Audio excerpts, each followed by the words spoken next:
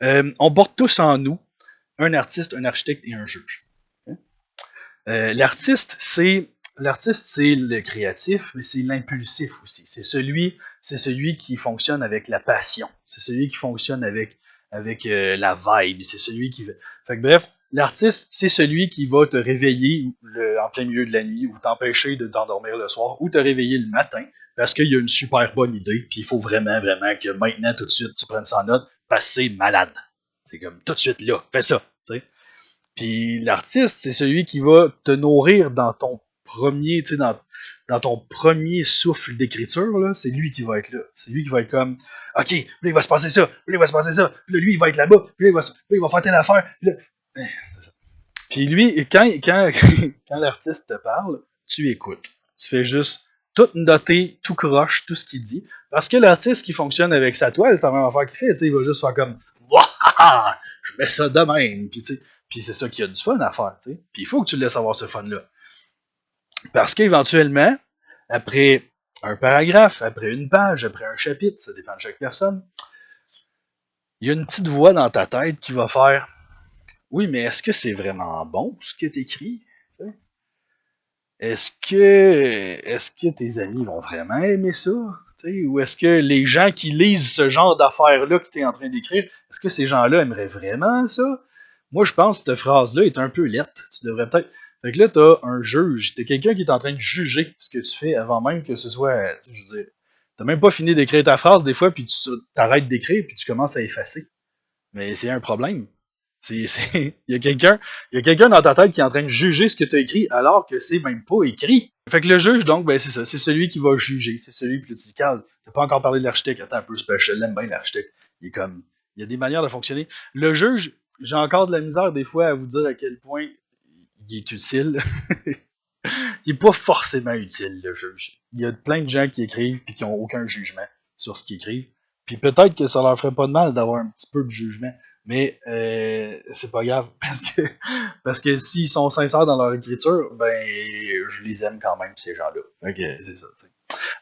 L'architecte, l'architecte, c'est celui qui te fait remettre en question la structure de ce que tu es en train d'écrire. Fait que l'architecte va remarquer que tu as utilisé 3 fois le verbe être dans la même phrase, mettons.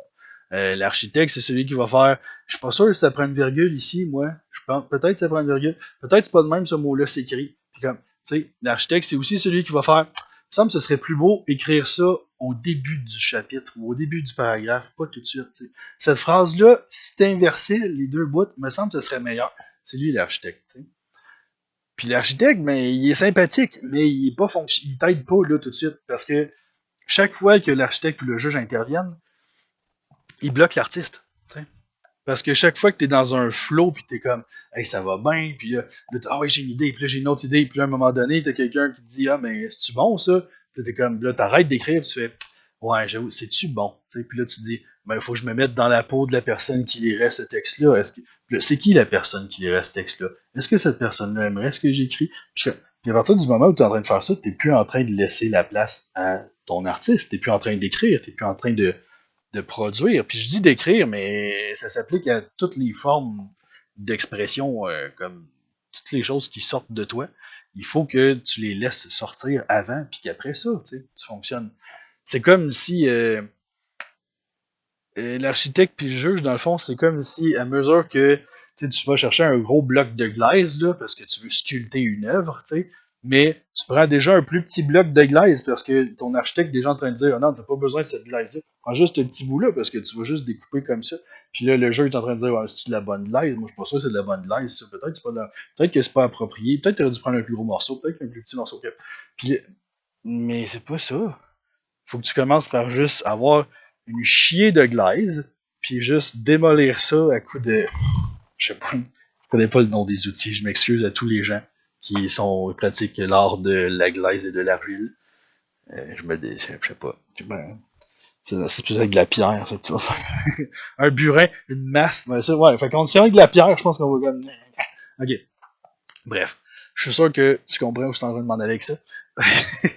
Fait que, mais il y a des moyens, tu sais. Il y a des moyens de régler ça. S'il y a une affaire que vous avez à retenir de cette diapo-là, c'est tu produis, Puis après ça, tu re-questionnes. Après ça, tu juges. Après ça, tu restructures.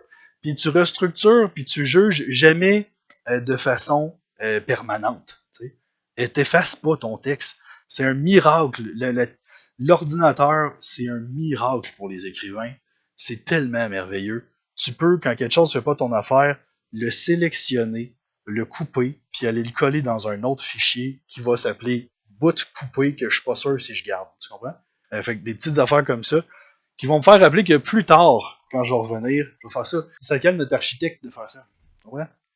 Lui, il est chill. Lui, il fait comme, ah, ok, parfait, t'as pris ça en note. Je suis apaisé. Continue. Vous pouvez procéder, monsieur l'artiste. Puis la technique que je fais avec vous autres, c'est celle avec laquelle je vais vous apprendre à écrire, c'est ça aussi. C'est une technique où ben, tu as le temps de faire des tests, tu as le temps d'essayer des choses. Parce que ton architecte et ton juge, on s'en sac de tout de suite de ces gens-là.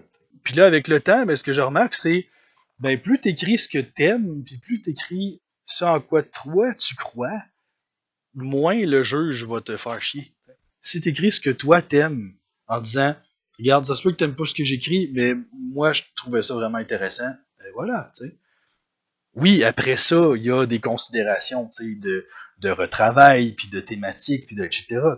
Mais l'étape 1, là, c'est d'écrire ton histoire au complet.